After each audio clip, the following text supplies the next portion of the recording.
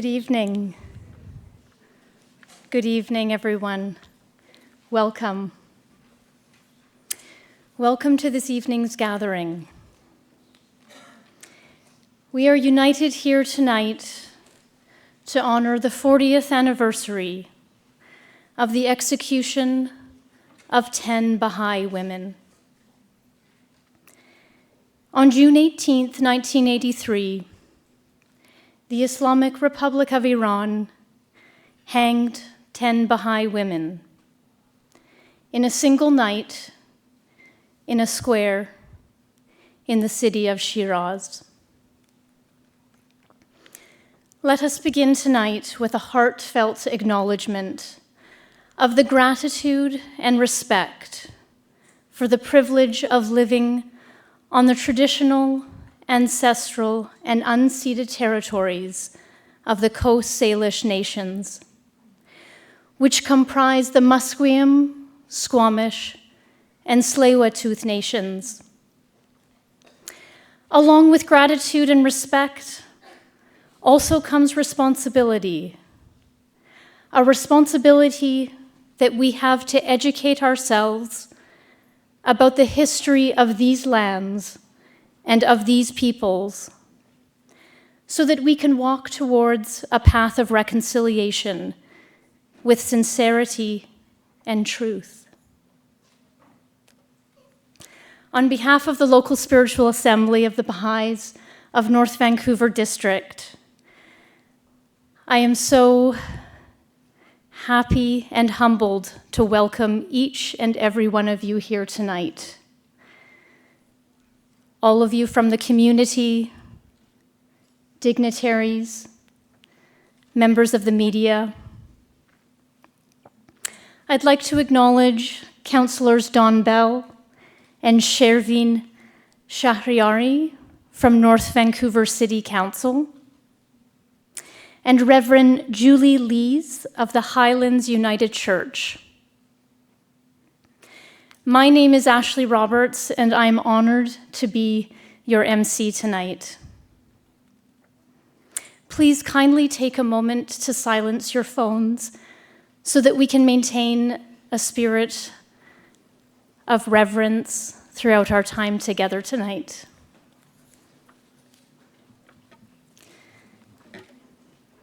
Tonight's program has been thoughtfully designed to share more information about these 10 Baha'i women who were executed for refusing to renounce their beliefs in a faith that promotes the principles of gender equality, the unity of all humankind, justice, and truthfulness.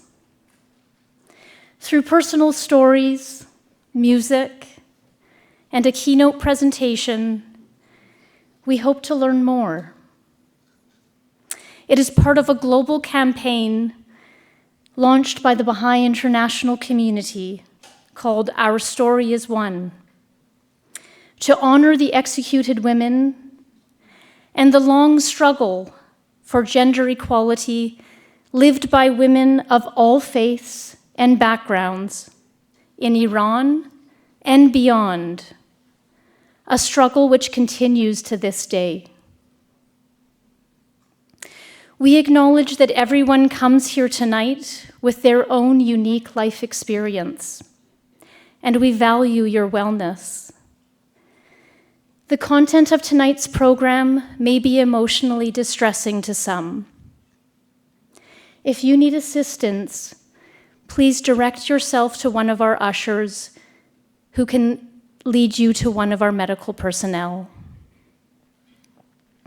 Please also be mindful of these stairs on the side, on both sides, as they can be dangerous when it is dark.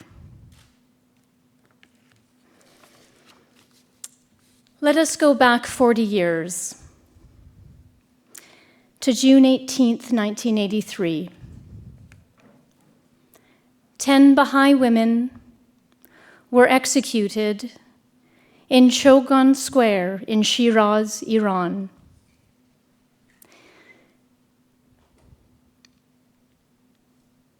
The youngest of the women was 17. Most others were in their 20s. The eldest was 57. Two of them were a mother and a daughter. The 10 women had been arrested in October and November of 1982 and had been held in Sepa Detention Center and then transferred to Adelaide prison. They suffered harsh interrogations and torture by revolutionary guards in an attempt to coerce them to recant their faith, to say they were not Bahá'ís. They were denied the right to a lawyer, denied a trial in a public court, and ultimately were sentenced by the Sharia judge of Shiraz to execution by hanging on charges of spying and teaching moral education classes to male and female children. Each of these women were given 4 opportunities to renounce their faith, to avoid execution. None agreed. The youngest of the women, Mona Mahmoud-Nejad, who was 17, had written an essay for school only a few months prior to her arrest, wherein she stated, "Freedom is the most brilliant word among the most radiant words existing in the world. Man has always been and will ever be asking for liberty. Why then has he been deprived of liberty? There have always been powerful and unjust individuals who, for the sake of their own interests, have resorted to all kinds of oppression and tyranny. Why don't you let me express our goals in the community, to say who I am and what I want, and to reveal my religion to others? Why don't you give me the freedom of speech so that I may write for publications or talk on the radio or television about my ideas?" This essay was used in her interrogations, and it was used to support the charges against her. On June 18th, they were secretly taken from prison to Chogon Square, and they were hanged, one by one, each forced to watch the next woman's death, from the oldest to the youngest. Their families were never officially notified of their deaths. Their bodies never officially returned, and they did not receive dignified burials according to religious rites. Their bodies were thrown into a makeshift morgue. The news of their execution spread worldwide. 10 Baha'i women, each of whom had their own dreams and aspirations, were executed simply for believing in a faith that promoted equality and justice. Global leaders, human rights groups, and individual citizens were shocked and outraged. Many called for the immediate end to the persecution of the Baha'is of Iran, but to no avail. For the 4 decades that have followed, Baha'i women and men in Iran have been severely persecuted or killed. After the Iranian Revolution, Baha'is serving in prominent social positions in the country were dismissed from their jobs, arrested, imprisoned, tortured, or executed. Those left to live have been barred from universities, public employment, and virtually all aspects of social life. I would like to now read you the names of these 10 Baha'i women.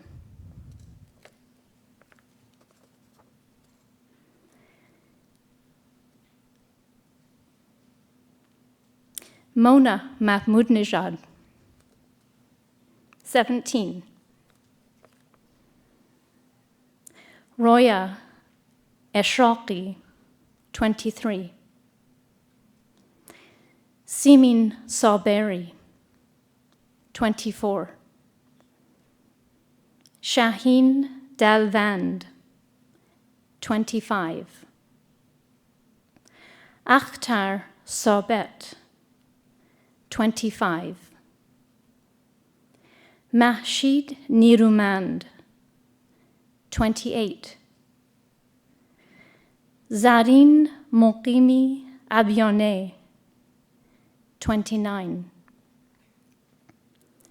Tahire Arjomandi Siavashi, 30. Nosrat Gufrani Yaldai, 46. Ezat Janami Eshraqi, 57.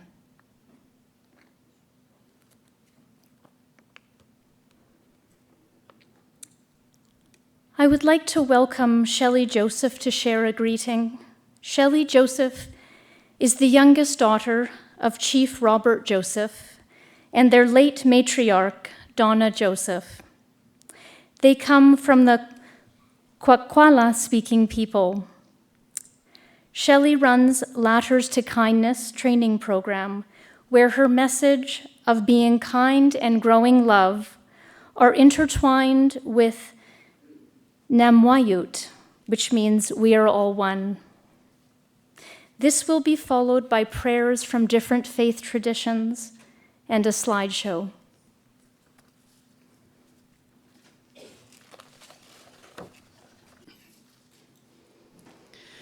Gela Kesla, Nugwa Hekwa Ogwa Latanacha Hegums, Umpas Kunquin Kuligedzi Wakias, Abumpas Gwintilok. That was a greeting in my language. We come from the Kwakwala speaking people, or the Kwakwakiwak Nation. My people come from the northern tip of Vancouver Island, the adjacent mainland, and some of the little islands in between. I am the youngest daughter of Quinquin Kuli Gedzi Wakias, or Chief Robert Joseph, and my late mother, Gwintilok, who was Donna Joseph. I worked with my family at Reconciliation Canada for 9 years before starting my own business of Ladders to Kindness training. My purpose in life is to grow love among all of us. My family works tirelessly to embed Namwayut in everybody. Namwayut means we are all one. We're all one human race. There's no difference. And deeper than that, Namwayut is we're an energy. I'm just energy. I'm not this body you see here. We're energy, and my energy connects with your energy, and so on and so on. My people are connected with your people in that way. I would like to specifically think that we're connected through our hearts. There's no greater power in this world than love. Love. If everybody embraced love, there would be no killing, there would be no injustice. Those 10 women would not have been executed if those people knew love the way we know love. And so everywhere I go, I encourage everybody, be bold with your love. My mother used to say, be fierce with your love. Put it in the places where it's hard to love. That's where it's really needed. I do want to acknowledge that we are on the unceded territory, specifically here of the Squamish, the Squamish people who never surrendered their land. There was never a treaty. It was taken from them as they were imprisoned and forced onto reserves and forced to go to Indian residential schools. In the name of power of so many governments around the world, women have been a target over and over and over again, including here in Canada. We, as Indigenous people, are under the Indian Act still. That was created by the federal government in the late 1800s and still exists today, still dictates how the federal government treats and sees Indigenous people. And they had so many points that went really heavy on oppressing Indigenous women. And some of those points still exist today. And I share all of this just, I can relate. I can relate. And I don't want their deaths, those 10 women, I don't want their deaths, and all of the others who were killed quietly that weren't in the spotlight. I don't want their deaths to be in vain. I want them to know that we love them. And I want you to know that I love all of you and I stand with all of you in love. And having said that, I'm going to sing a love song. This song says, "So big is my love for you, precious one, that I cry."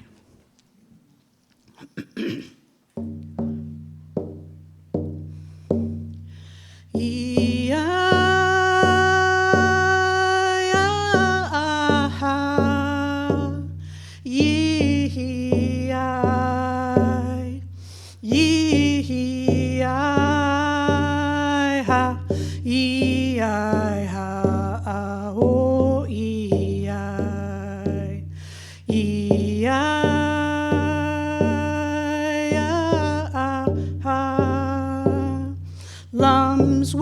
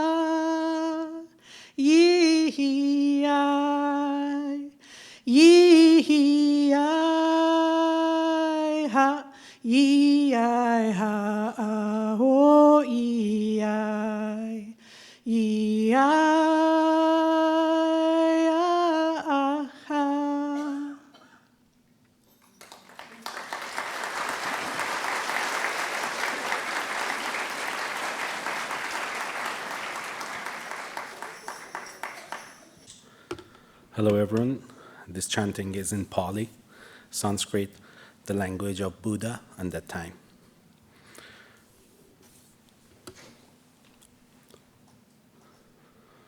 Sabbakamangala, Sabbakamangala, Sabbakamangala, O Yere.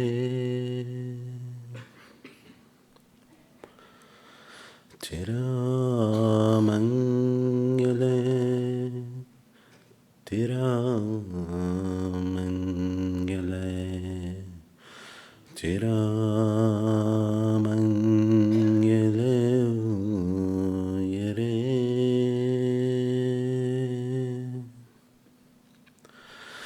Drishare, Drisha Sabe. Drisha, Drisha Sabe, Jivan Kamangala Yere,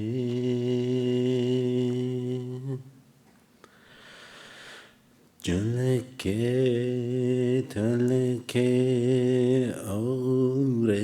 گنکه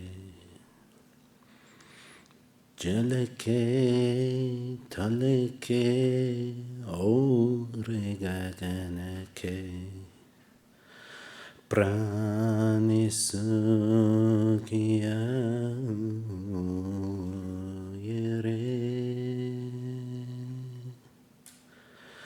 prani sukhiya yere.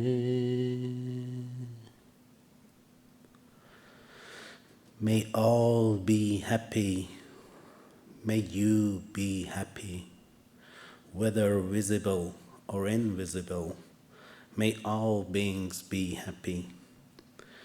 In the water, on land, and off the sky, may all beings be happy.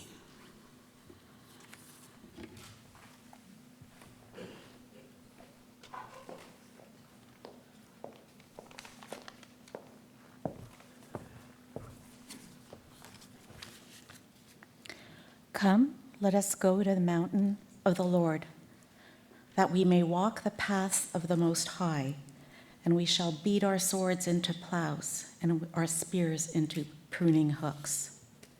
Nation shall not lift up sword against nation, neither shall they learn war anymore. And none shall be afraid, for the Lord has spoken.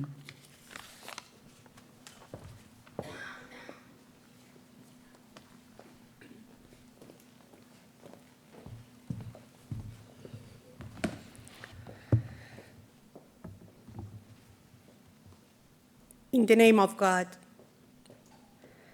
Bismillah ar-Rahman ar-Rahim. به نام خداوندی که رحمان است، پس رحمت عامه اش را از هیچ موجودی دریغ نکرده است و رحیم است. پس بندگان خاص او از رحمت خاصه اش برخوردارند. حمد و سپاس مخصوص اوست که پروردگار جهانیان است و صاحب روز قیامت است. یا سید و یا سند و یا صمد یا من له المستند اجعل لی فرجا و مخرجا مما انا فیه واکفنی فیه و اعوذ بک بسم الله التامات یا الله یا الله یا الله یا رحمان یا رحمان یا رحمان یا رحیم یا خالق یا رازق یا مالک یا واهب یا وهاب یا سبوح یا قدوس. ربنا لا تزغ قلوبنا بعد إذ هديتنا ربنا لا تزغ قلوبنا بعد إذ هديتنا وهب لنا من لدنك رحمة إنك أنت الوهاب. إياك نعبد وإياك نستعين اهدنا الصراط المستقیم. ای پروردگار بی نظیر و یکتا، تنها تو را می پرستیم و تنها از تو یاری می طلبیم. ما را به راه راست راهنمایی کن. بنی آدم اعضای یکدیگرند که در آفرینش ز یک گوهرند. چو عضوی به درد آورد روزگار، دگر عضوها را نماند قرار. درود و سلام پروردگار یکتا بر شمایان باد.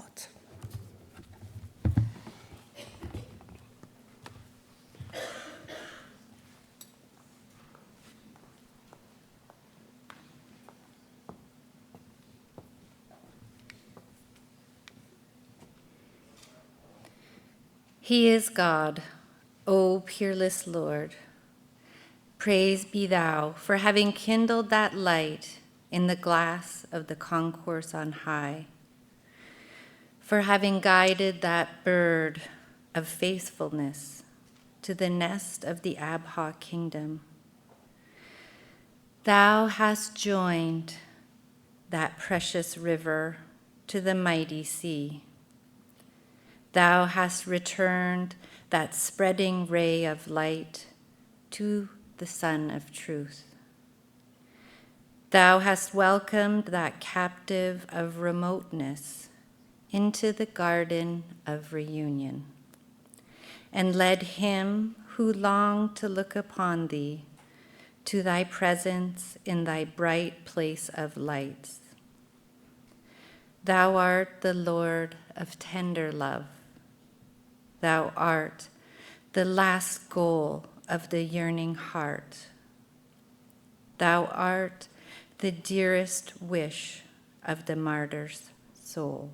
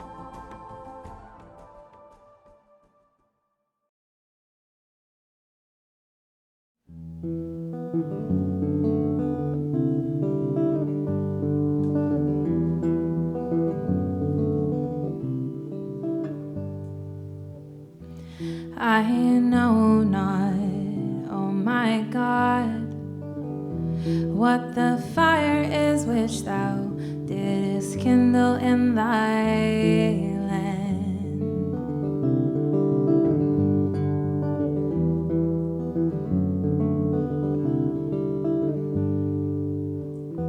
Earth can never cloud its splendor, or water quench its flame. All the peoples of the world are powerless to resist its force. Great is the blessedness of him that hath drawn nigh unto it and heard its roaring.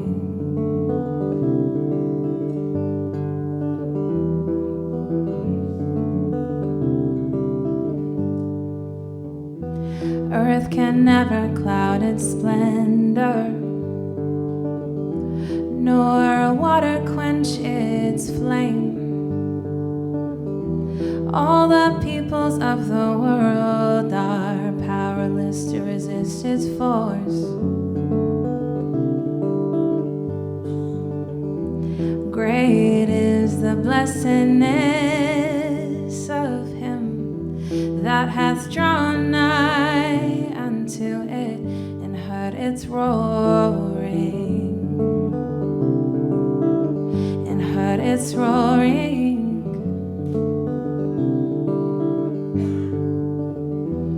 I know not, oh my God, what the fire is which thou didst kindle in thy land, kindle in thy land, kindle in thy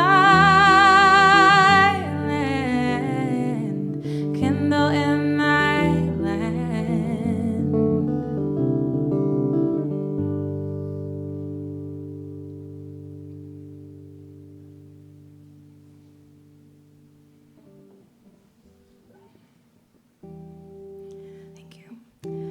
Next piece is by Abdul Baha, who is the eldest son of the founder of the Baha'i faith, Baha'u'llah, and it's called Daughters of the Kingdom. And I want to dedicate this to all the matriarchs, particularly the women that we are commemorating tonight and their sacrifice.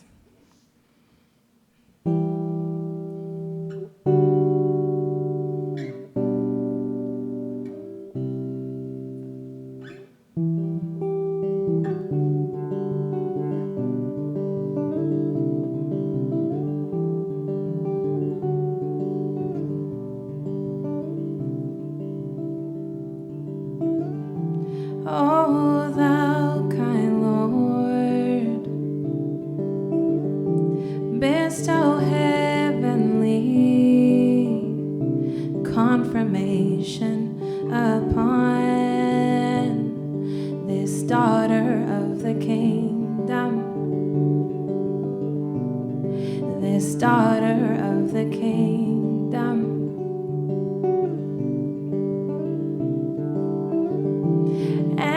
Graciously aid her, that she may remain firm and steadfast in thy cause, and that she may, even as a nightingale of the rose garden of mysteries, this daughter of the kingdom, this daughter of the kingdom. Warble melodies in the Apa kingdom, in the most wondrous tones, thereby bringing happiness to everyone. Make her exalted among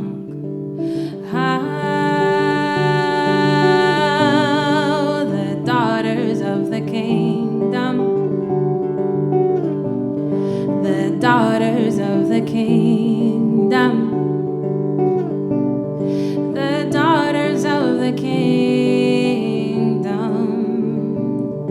the daughters of the kingdom, the daughters of the kingdom.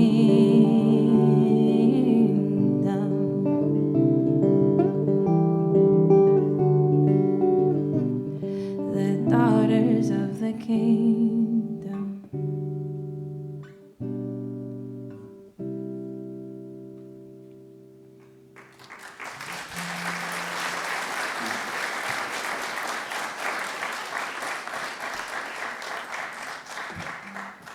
Thank you so much. It's an honor to be welcome to play and be a part of this program, which is a worldwide endeavor. And I've performed in a few other cities in North America. And just so you're aware, this is happening all over the world, if you're not made aware of that yet. So it's very special to be invited to perform here tonight. Thank you so much. And for that wonderful spread.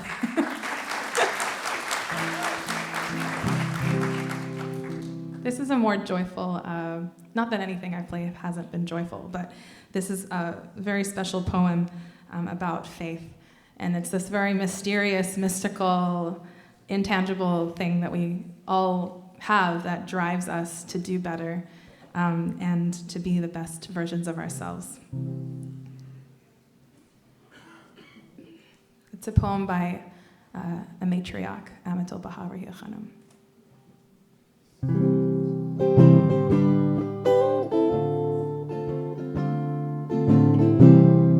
It's called This Is Faith.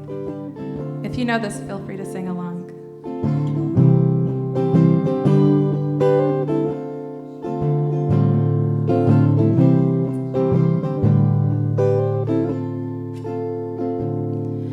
To walk where there is no path, to breathe where there is no air, to see where there is no light. This is faith, this is faith, this is faith.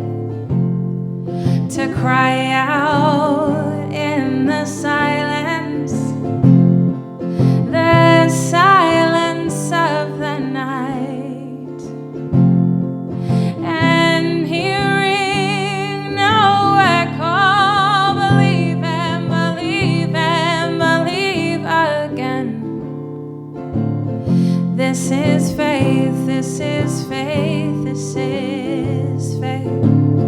This is faith, this is faith, this is faith. To hold pebbles and see jewels, to raise sticks and see forests, to smile with weeping eyes. Oh, this is faith, this is faith, this is faith. This is faith, this is faith, this is faith. This is faith, this is faith, this is faith. To say, God, I believe when others deny. I hear when there is no answer. I see though not is seen. No, this is faith, this is faith, this is faith. This is faith, this is faith, this is faith.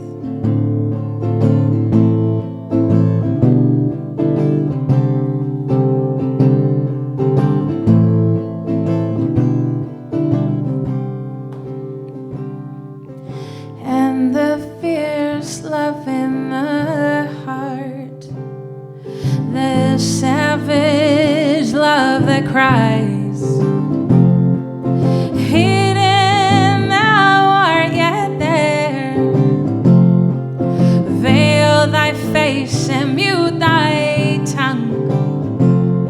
Yet I see and hear thee, love.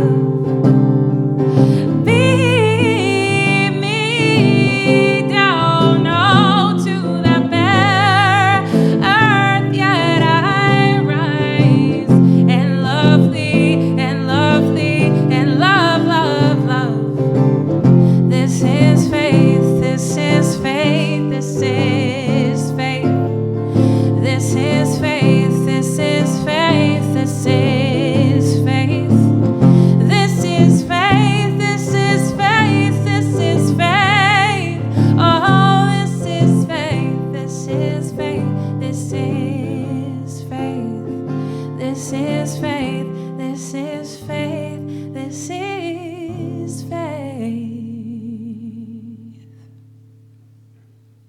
Thank you.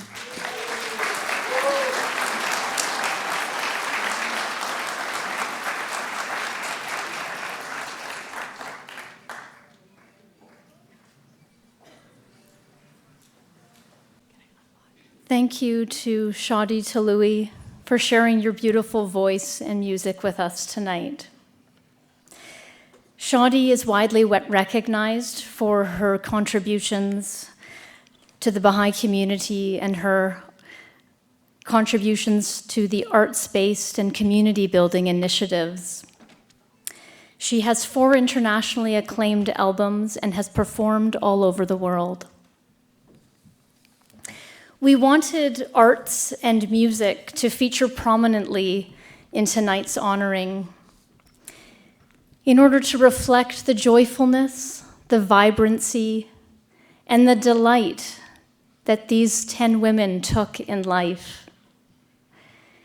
In learning more about these women through recollections and memoirs from family and friends, it is so evident that these women loved living. They loved their friends, they loved their families, and they took delight in the world around them. They were not wishing for death. There is a beautiful vignette from one of the sisters of Roya Eshraqi and daughters of Ezzat Janami Eshraqi, that when she went to visit her sister and mother in prison, and they had not been allowed to go out into the fresh open air for some time, her mother said to her on that visit, "Tell me about the spring. What is the weather like? What is it like? Can you smell the oranges in the trees?" Zarine Moqimi Abiane, one of the 10 women, was a graduate of Tehran University with a degree in English literature. She worked as an English translator until she was dismissed from her job for being a Baha'i. She was also a talented poet. Shaheen Dalvand, affectionately referred to by her friends and family as Shirin, the Persian word for sweet, studied sociology at the University of Shiraz. In 1979, in her final year of university, her family moved to the United Kingdom. She remained with her grandmother to complete her degree. She was arrested on the 29th of November, 1982, during a Baha'i youth meeting. Mona Mahmoud Nejad, who was 17, was noted to love music and love dancing. She was also a teacher of Baha'i children's classes. Roya Eshraqi had a particular affection for animals. Following high school, she enrolled in Shiraz University in the Veterinary Sciences program. She was in her 3rd year of studies when she and other Baha'i university students were expelled from universities because they were Baha'is.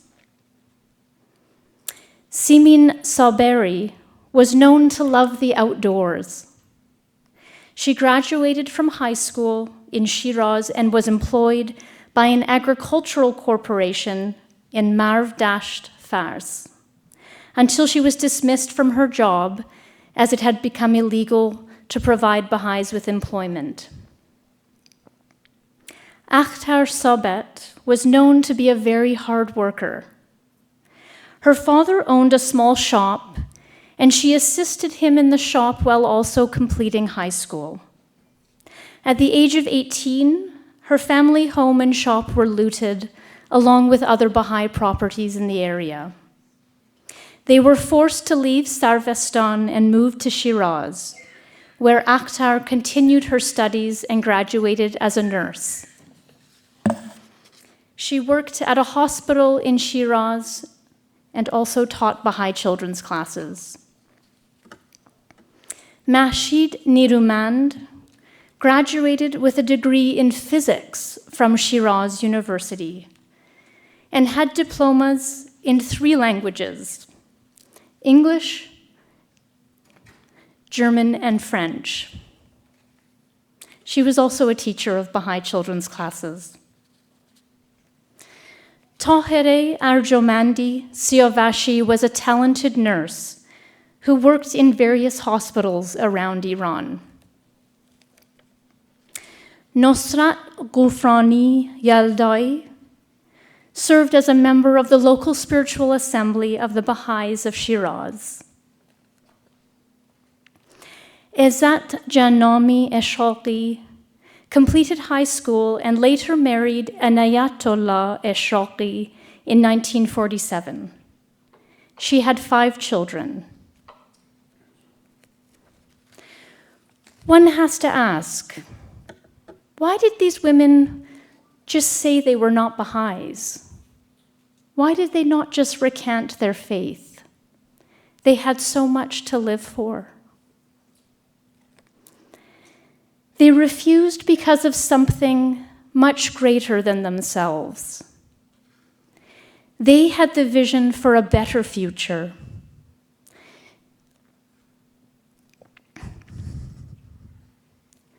Because they believed in a faith that promotes the principles of gender equality. This is something that is criminalized in Iran. They fought for the right for education, for principles of unity and justice for all. We're very blessed this evening to have Dr. Nahid Mazloum join us to share her firsthand account of her family's experience. Dr. Mazloum is the daughter of Izzat Janami Eshaqi and the sister of Roya Eshaqi, 2 of the women who were executed on the 18th of June. Her father, Anayatollah Eshaqi, was also executed 2 days earlier, on the 16th of June, 1983. Dr. Mazloum is the second born in a family of 5 siblings. She left Iran in 1976 to continue her education and pursue her master's and doctorate in education with a focus on counseling. Her family lived in multiple countries in search of jobs, security, and opportunities for service. Nahid and her husband moved back to Canada in 2012 and are enjoying a peaceful life in close proximity of their children and grandchildren.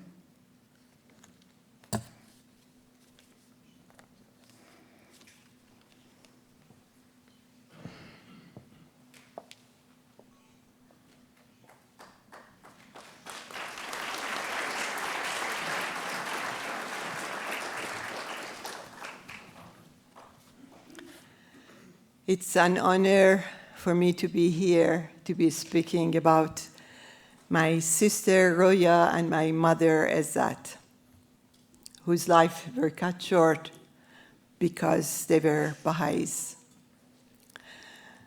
The loss of loved ones is tough. But when this loss happens unjustly, it's another story.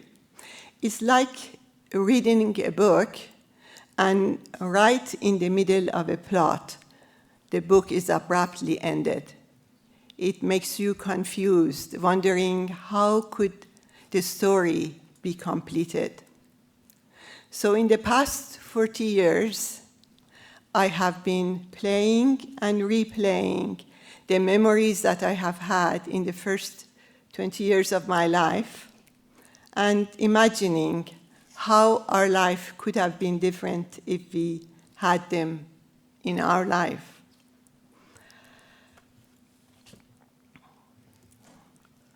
I start to remember all those little bits of memories, thinking of Roya when she was a toddler, clinging to me and wanting to read her books.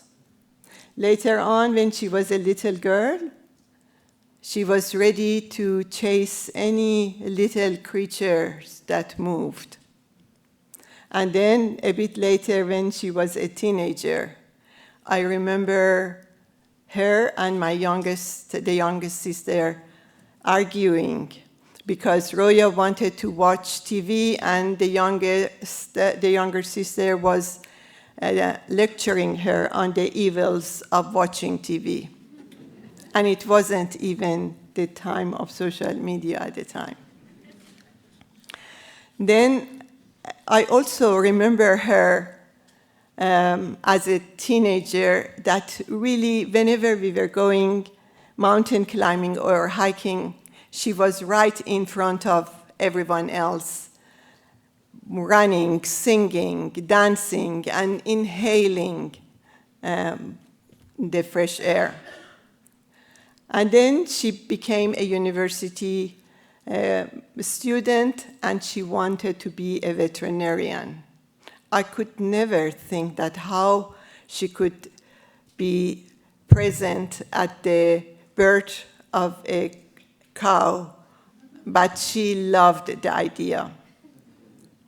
On the other hand, I also remember my mother waking up to her chanting prayers in the morning. Her loving hospitality in entertaining streams of visitors that we had in our home. Her superb cooking.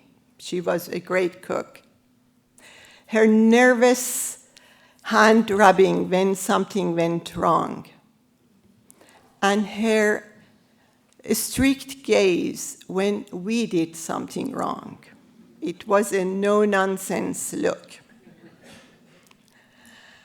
She loved the spring, and yes, she loved the orange blossoms. And when it was a spring, she would fill the house with the smell of orange blossoms. She made jam with it. If I want to tell you all the memories that are just rushing through my mind right now, we will be here for a long time.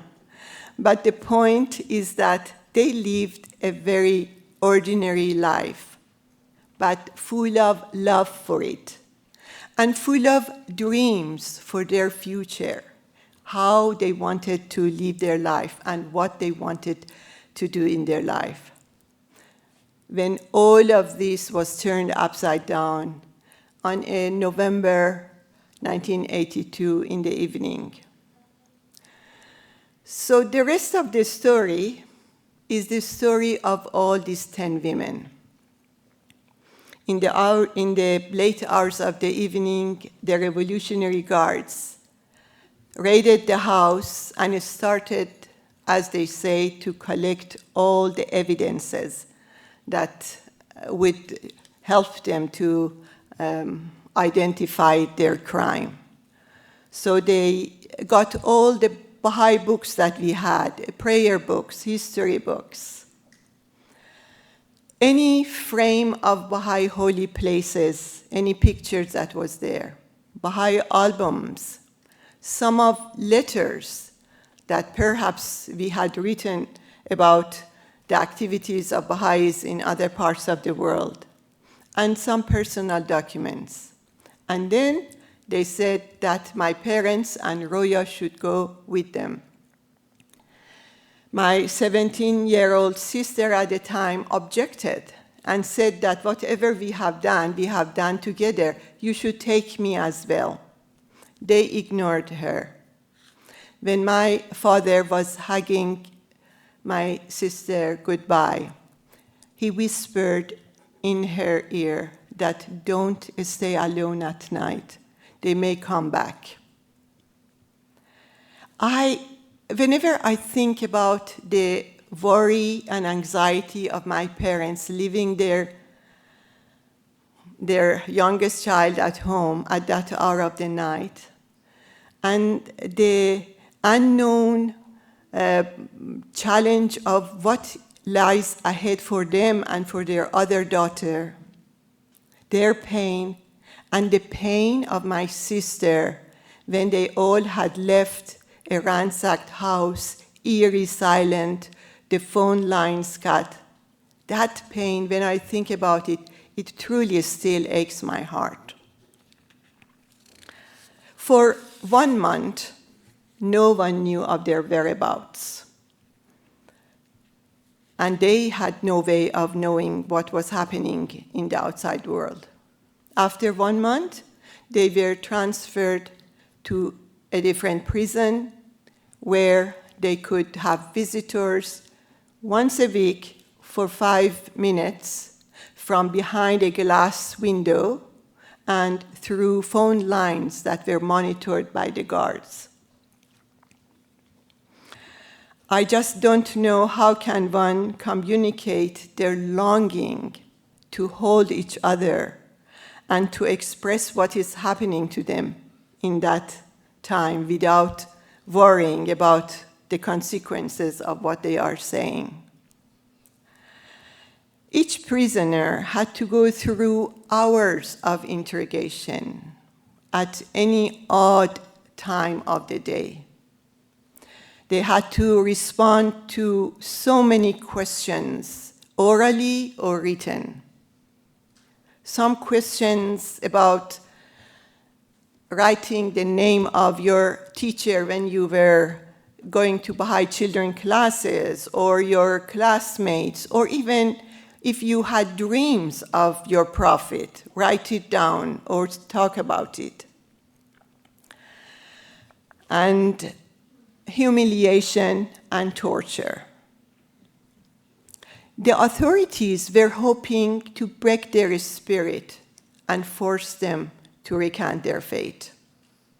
And the final stage was that they had to go to 4 sessions of, maybe they call it counseling or lecture, and every time they had to choose Islam or execution. Their explanation of the Baha'is' belief in that all the faiths are recognized did not satisfy them.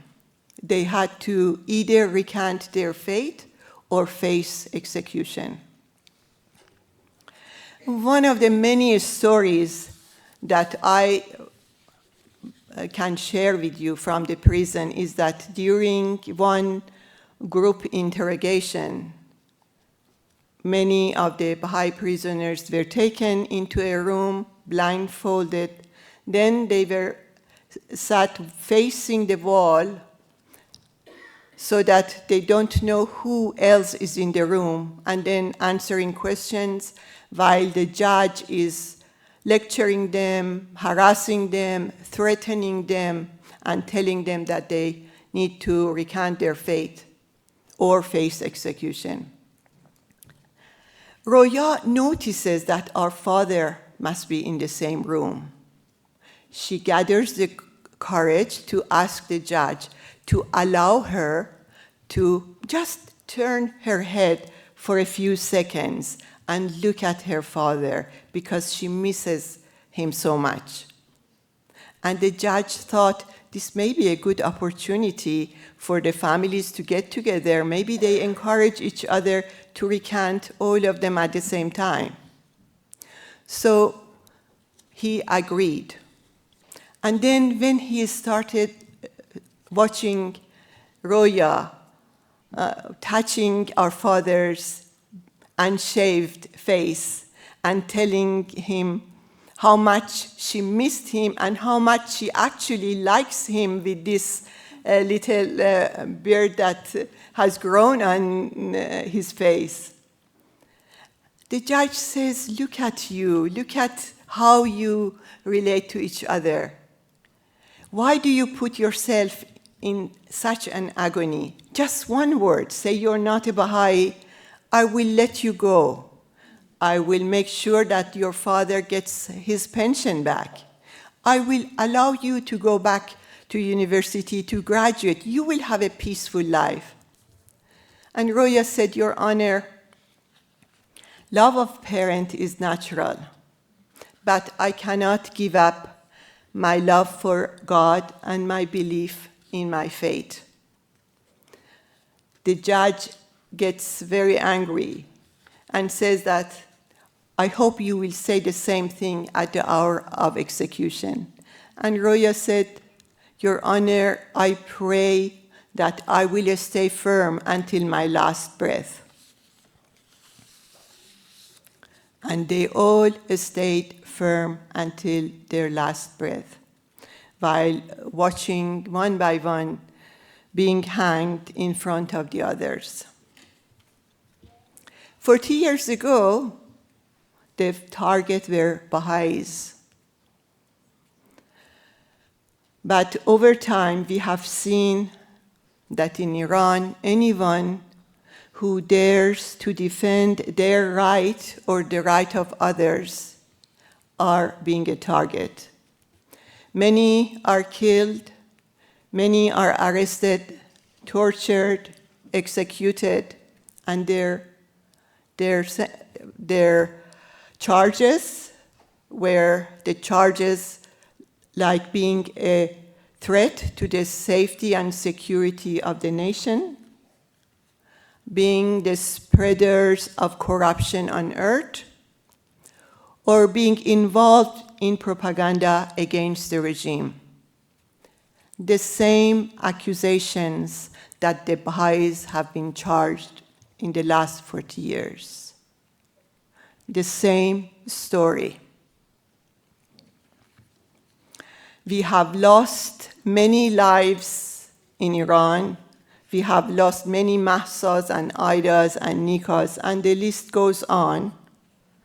And every time that someone is executed or someone has been shot in the eye or any time one of these news come, which is often really all the pain of the 40 years ago and that loss come back again, and that longing for justice. The loss, I don't think it is only for the families. The loss is for all the world.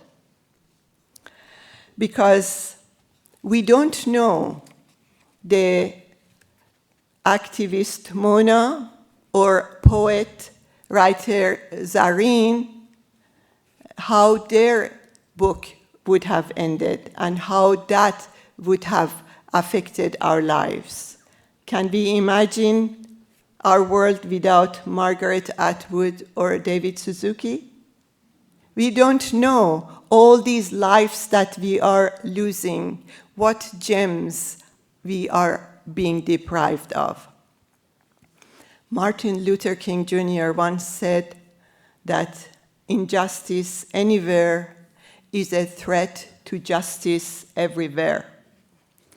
And whatever affects one directly affects all indirectly.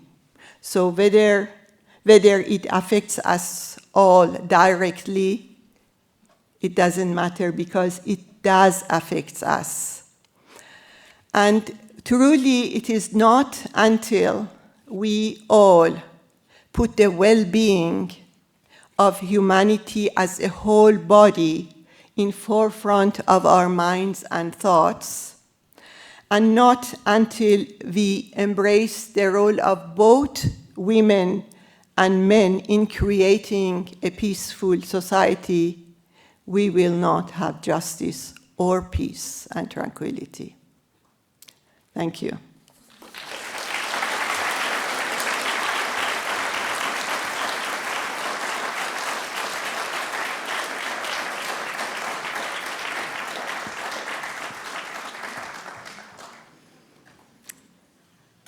Thank you, Dr. Mazloum, for sharing your very personal story.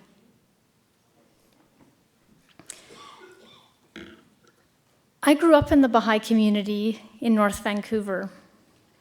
I was born just up the road here at Lionsgate Hospital, in fact. And I was a child and junior youth during the 1980s. My parents, along with my aunts and uncles, had been exploring the Baha'i faith since the 1960s and 70s.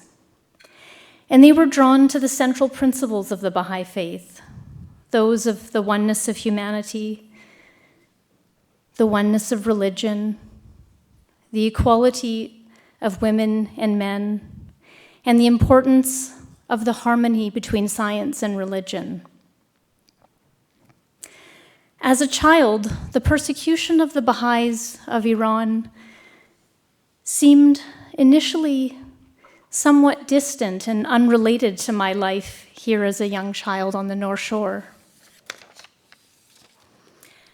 However, following the execution of the 10 Baha'i women and the ensuing global outcry about the persecution of the Baha'is of Iran, a music video was produced by a Canadian composer named Jack Lenz for a song titled Mona and the Children. It focused on the story of Mona Mahmoudnejad. And I distinctly remember the first time I ever saw the video. I was 9 years old. And I remember my eyes uncomfortably filling with tears, warm tears, as I sat with my parents and my cousins and my younger brother watching the video. And I distinctly remember thinking about how scared this young Mona must have been in those moments before her hanging. And I also recall being so in awe of her courage, her calm, and her resolve in the face of such hatred. Her faith and her bravery to give her life for her principles had a profound impact on me and my life. As the 1980s progressed, our local community here transformed with the increasing arrival of the Baha'is from Iran who had managed to get out of the country. Every few weeks, it seemed, we welcomed a new family who had managed to escape and who were trying to establish new lives here in Canada. Some of these people became my own family members, and many became my closest and dearest friends in life and remain so until today. Some have described harrowing stories of escaping across Iran's borders with their families by any means possible. For many in this room tonight, the losses are so very close. Mothers, sisters, aunts, fathers, uncles, brothers, best friends. It is also the loss of a beloved homeland, left only with the memories and the stories of the sights, sounds, smells, and tastes of home, a home they cannot return to.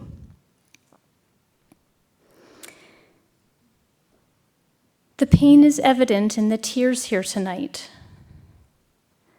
But over and above pain, what I have seen is a resilience and resolve anchored in faith of a community of people determined to make their opportunity to live count.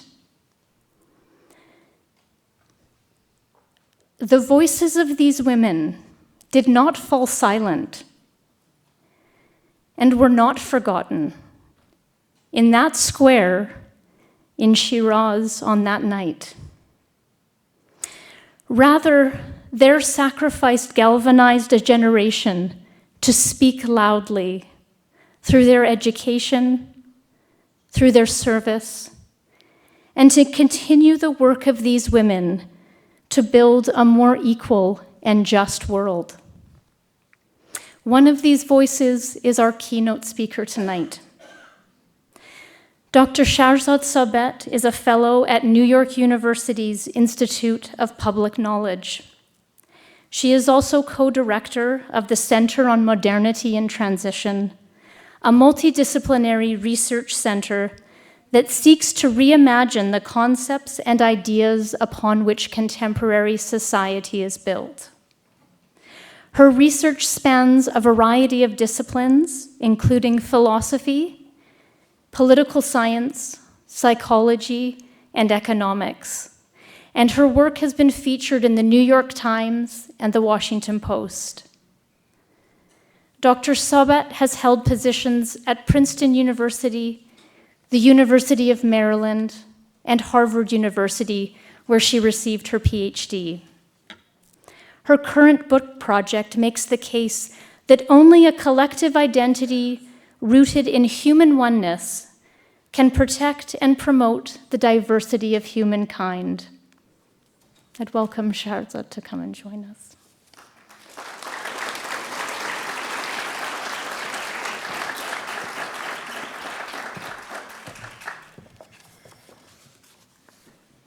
Thank you, Ashley. Good evening. It is a breathtaking honor to be here this evening. Our story is one. The rallying cry of this campaign amplifies the common struggle for equality lived by Iranian women of all faiths for over 4 decades. It amplifies the shared story of countless women who have courageously stood up for a more just and prosperous Iran. Our story is one suggests that the legacy of the 10 women we're honoring tonight can be found in the blood, tears, and wounds of thousands of women who have fought and continue to fight for equality. United in their resilience and suffering, and despite the efforts of the Iranian government to sow discord between them, they share the same spirit and make the same choice: to stand up for justice, whatever the cost. The rallying cry, "Our story is one," also expresses the core belief for which these women of Shiraz as Bahá'ís gave their lives, namely a belief in the oneness of humankind. The principle that all human beings share a fundamental oneness is foundational to the Bahá'í teachings.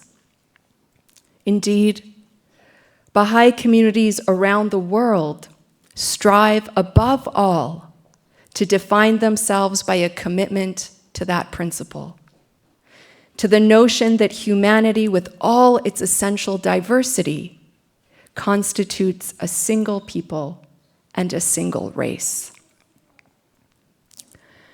There's no doubt that as these 10 women went to their deaths, the idea that we share a common story as human beings, that our story is one, was vividly alive in their hearts. The notion that a story is what we share as human beings is telling. Stories are full of color and texture and feeling. Unlike a set of universal rights or entitlements, stories are never generic. They are rich with emotion and specificity. Stories give meaning to our relationships and shape the contours of our allegiances. Our stories, in other words, define who we are. They are expressions of identity.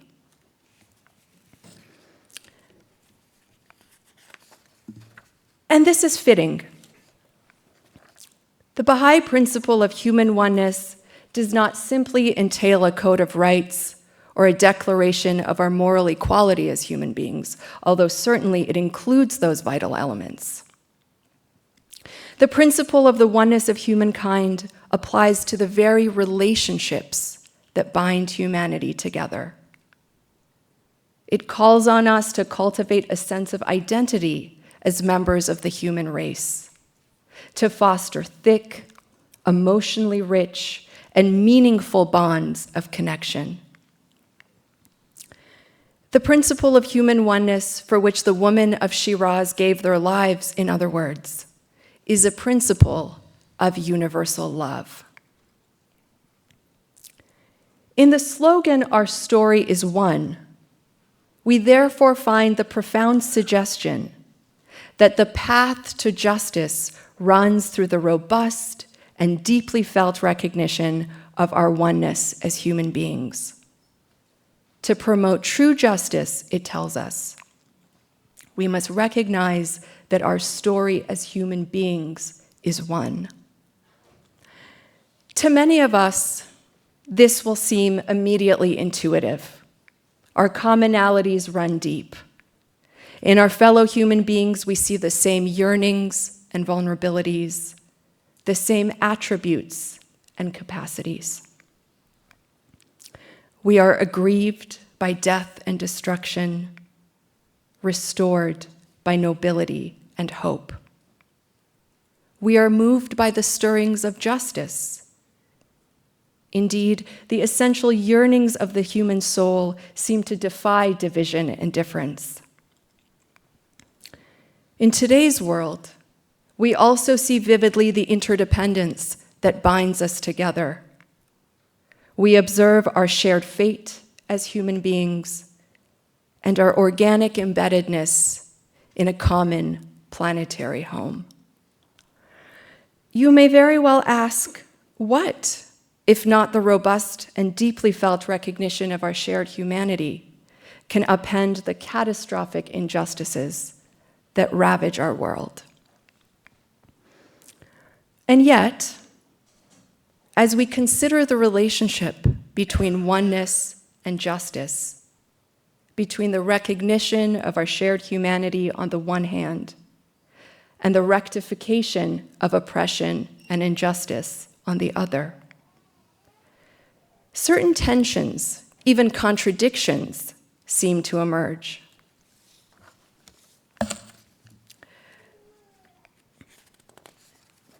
Justice requires not only the recognition of commonality, but also the recognition of difference. In many ways, injustice is a story about unequal experience. Some human beings have suffered more, far more, or suffered differently than others. They have carried singular or distinctive burdens. Whether because of gender or race, heritage or ethnicity, religion, or countless other markers of human diversity that are refracted through the distorting lens of power and prejudice, our experiences of injustice are not the same. Indeed, to work for justice, to respond to injustice, we must often understand stories different than our own. We don't need to go far to appreciate this, certainly not as far as Iran. Our sisters and brothers from the Squamish, Musqueam, and Tsleil-Waututh nations can certainly attest to it. Justice in this community cannot be achieved without recognizing their particular histories and the distinctiveness of their stories. And so, in the pursuit of justice, we arrive at an interesting paradox. Our story as human beings is one, but our stories are not the same. There is a tension, it seems, between our unity and our diversity. But the principle of human oneness, for which the 10 women of Shiraz gave their lives, suggests that this apparent tension is illusory. Far from posing a contradiction, in fact, it suggests that it is through the recognition of our common human story that we recognize and respond to the diversity of our stories as human beings. It suggests that to see the full spectrum of our stories, to understand stories not our own, in other words, to pursue justice, we must in fact lean into our oneness and cultivate a shared identity as human beings. What justice requires, it suggests, is universal love.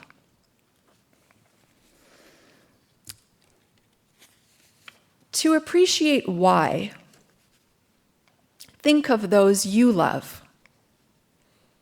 You honor and protect their universal rights and entitlements, of course. But you're also deeply invested in their distinctive stories. You're moved to understand the full texture of their experiences and to give voice to their particular insights and perspectives. When you love someone, you're attentive to the specific burdens they've carried and the distinct harms they've suffered. Thick emotional bonds of human connection, bonds of love, are necessarily conducive to the appreciation of difference, to the recognition that our stories as human beings are not all the same. It may seem paradoxical, but to recognize and respond to the diverse realities that constitute the human experience, we must indeed lean more heavily into our oneness and give our shared humanity full expression in the feelingful realms of identity and love. Our intellectual traditions in the West tell us that love and justice diverge. Justice, we're told, must be universal and impartial, accorded to all without exception. But love is thought to be different. Love is preferential and particular, bounded by the limits of kin and country, religion and race, ethnicity and nation. This gap between our prevailing concepts of love and justice has served us poorly. Justice, of course, must be universal and impartial. But justice will fall short of that ideal until our traditionally bounded concepts like identity and love, are freed from their boundaries and extended to the whole of humanity. Consider what it takes to create a truly just society. It varies from context to context, but the work that justice demands of us is always hard. At some times and in some places, justice requires taking a stand at the risk of one's life, as the 10 women of Shiraz did, and as countless other women and men have done in Iran and around the world. But the work of justice can include other things.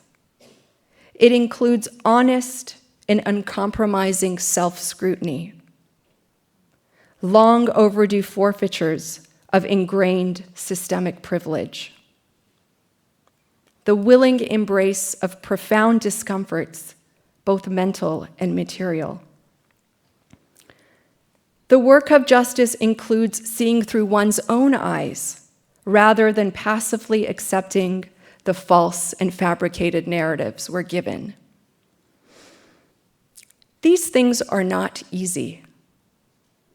They are hard, sacrificial labors of genuine love and deep empathy. What universal justice requires, it turns out, is universal love.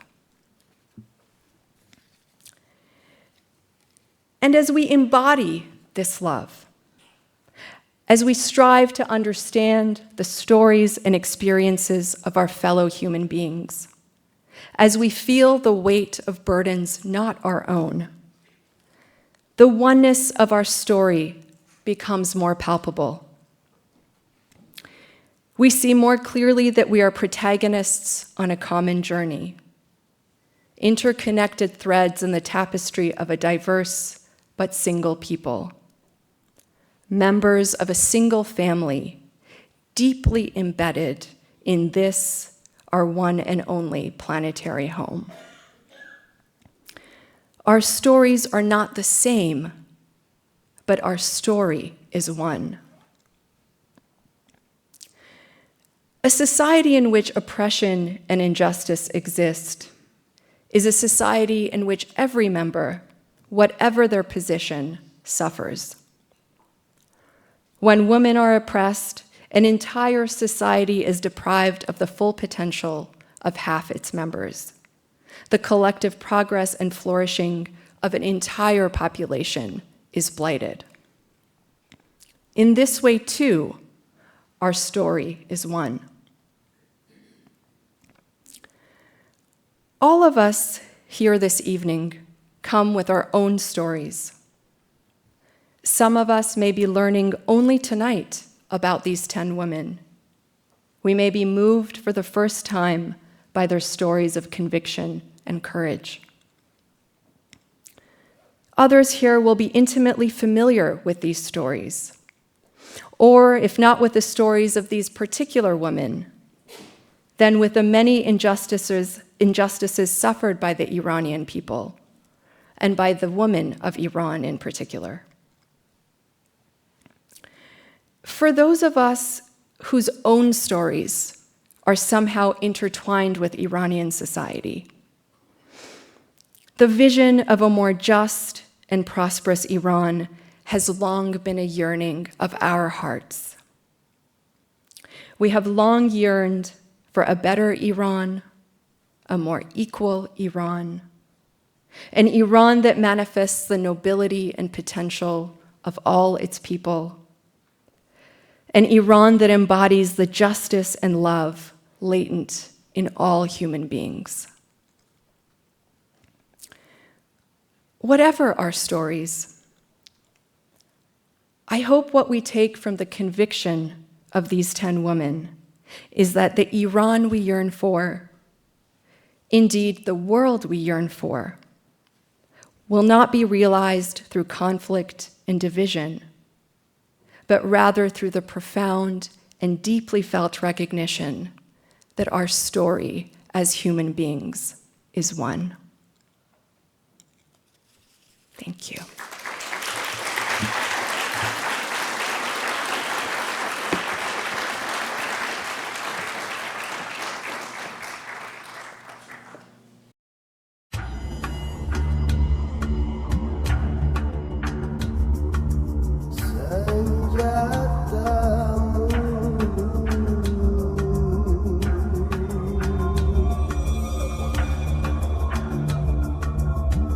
Manjali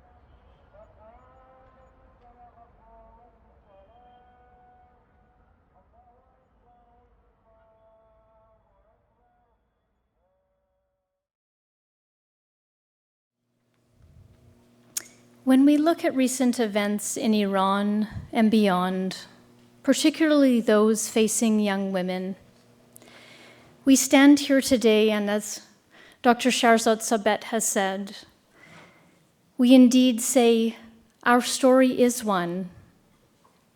We see women faced with a similar choice, standing up for the principles of equality and justice, and paying the ultimate price to do so. The story of the 10 Baha'i women is not over. It is a chapter in the story of women's resilience and sacrifice for equality. Today, we see thousands of young women in Iran seeking equality, and we can see echoes of the injustices suffered by the 10 women in Shiraz, whose tragic death touched the lives of so very many. We see the same spirit, the same choice, to stand up for the principles of justice and equality with utmost effort. Let us honor these women by standing up for and manifesting these principles of equality and justice in all aspects of our lives, so that ultimately we will transform this world. Thank you all so very much for joining us tonight. We will close with a prayer.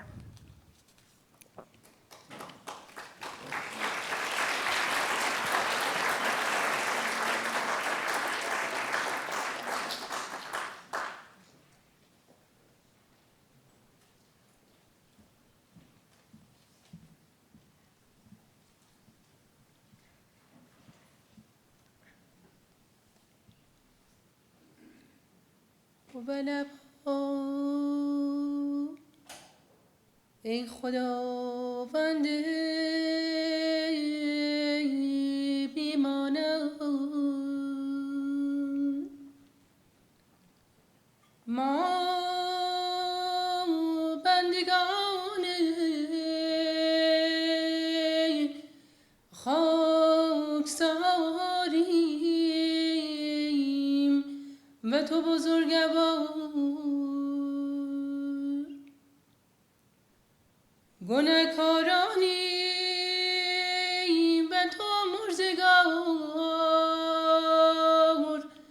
اسیر و فقیر و حقیریم و تو مجیب و تذکیر، موران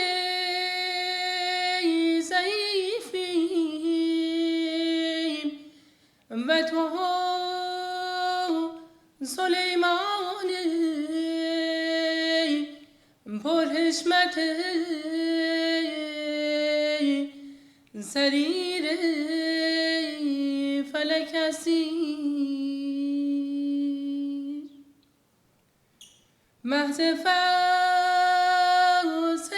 سلما